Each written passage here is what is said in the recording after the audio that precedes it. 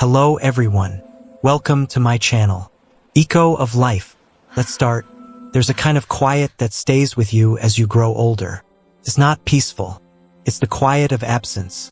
Something unnamed and out of reach. It lingers when you're with others yet feel completely alone. It's there in success that leaves you hollow and in failures that overwhelm. That quiet is the echo of a childhood you never fully got to live. Many believe childhood is something you leave behind, but really it's something you carry. It doesn't disappear on your 18th birthday. It retreats into your habits, your fears, your reactions. It lives in how you cling to people, avoid conflict, chase perfection, and struggle to let yourself rest.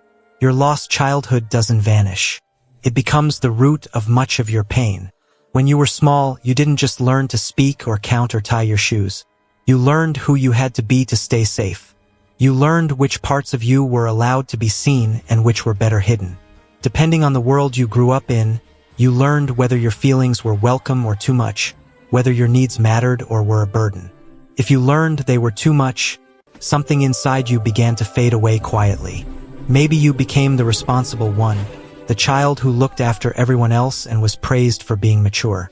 Maybe you were the quiet one who learned invisibility felt safer than being misunderstood. Maybe you were the entertainer, keeping others smiling so you wouldn't have to face their tension. Whoever you became, it wasn't random. It was survival, a silent bargain. If I can't be loved as I am, I'll become what I need to be. The cost of that bargain was your wholeness. You tucked away pieces of yourself so deeply that even you forgot they existed. And as you grew, those parts didn't disappear. They waited, like unopened letters addressed to the person you once were. That's why so many adults feel a chronic loneliness, anxiety, or emptiness, even when life looks fine from the outside, because fulfillment isn't measured by success or security. It's measured by wholeness, by how close your present self feels to the child who once dreamed without fear. When you lose touch with that child, you don't just lose innocence. You lose wonder, the freedom to play, the ability to rest deeply and forgive yourself. You begin living for performance, striving, proving, achieving, trying to earn the acceptance you didn't feel back then. Research in developmental psychology tells us that the emotional environment of our early years shapes our nervous system. If you grew up where affection was inconsistent or emotions were dismissed, your brain learned to anticipate rejection and to numb pain. That adaptation helped you survive as a child, but in adulthood, those same patterns, avoidance, perfectionism, overthinking, can become prisons. You suppress emotions until you can't feel joy. You overachieve until rest feels like guilt. You give until relationships leave you depleted. The walls that once protected you now keep out love, creativity, and peace. What's often overlooked is that a lost childhood isn't just about missing memories or bad experiences. It's about emotional interruptions. Moments where your growth paused. Moments where you couldn't express what you felt, and so the feeling stayed suspended inside, unprocessed. Of course you And feel that unprocessed way. emotions don't fade. It makes sense. They recycle.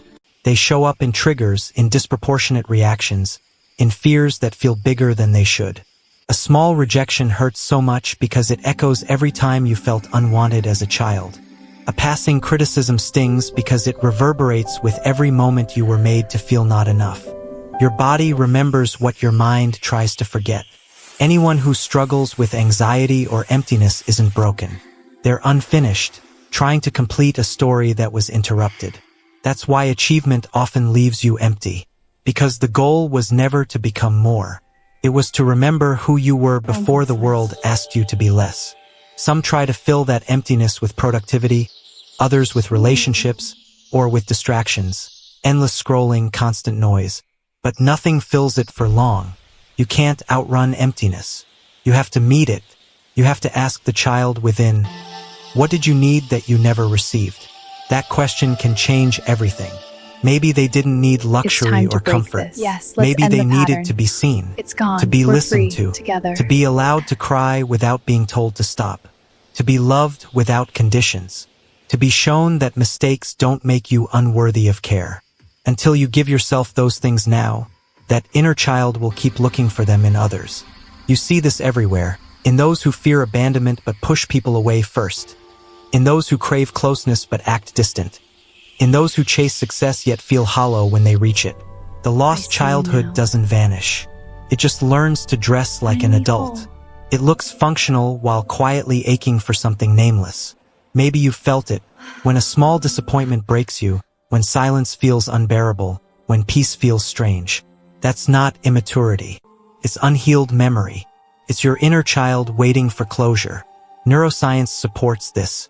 When a child experiences neglect or chronic stress, their threat system becomes oversensitive, always alert, always scanning for loss. As an adult, the body may still respond as if danger is near, even when life is safe. Healing, then, isn't about fighting the present. It's about soothing the past. Here's the paradox. The more you try to outrun your lost childhood, the more it shapes you from the shadows. The only way through is to stop avoiding the quiet and start listening to what it's trying to say. It's not too late to reconnect. That child isn't gone. They're just buried beneath responsibility, expectation, and self-judgment. Every time you laugh freely, rest without guilt, or forgive yourself, you bring them closer to the surface.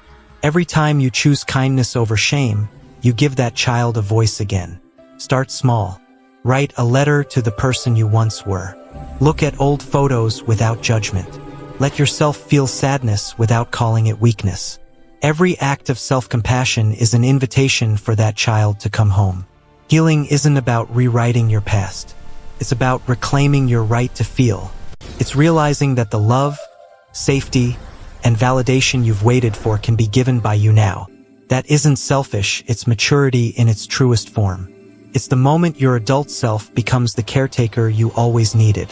When you begin doing this, something shifts. You stop living like a survivor and start living as a participant. You stop chasing approval and start seeking peace. You no longer need others to understand your pain on your diploma. Because you understand it yourself. A promotion. Wow. The lost childhood doesn't have to define you forever, but it will keep whispering until you listen. And when you finally do, you might realize your suffering wasn't a punishment. It was a message saying you've been running too far from home. It's time to return. Thank you, everyone. Please subscribe my channel. For more update,